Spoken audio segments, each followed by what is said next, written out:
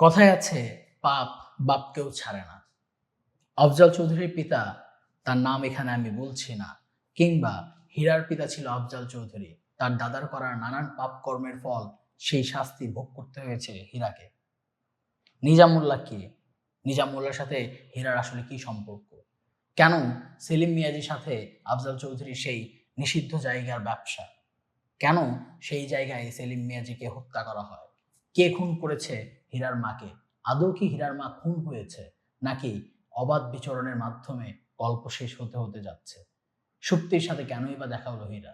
হীরা কেনই বা এত জীবনে বিষণ্ণতায় চাপ থেকে থাকে? কেন মাহমুদের মতো একটা বন্ধু তার জীবনে আছে? মাহমুদ কেন তার জীবনের সমস্ত ব্যস্ততা ছেড়ে হীরাকে ভালো রাখার জন্য চেষ্টা করে যায়? কে এই প্রীতি? কে এই শক্তি? কে এই সেলিম মিয়াজি? কে এই আফজাল চৌধুরী? কে এই নিজাম মোল্লা? কেন রমিলা বেগমের দিন শেষে রূপ পরিবর্তন হয়ে যায়?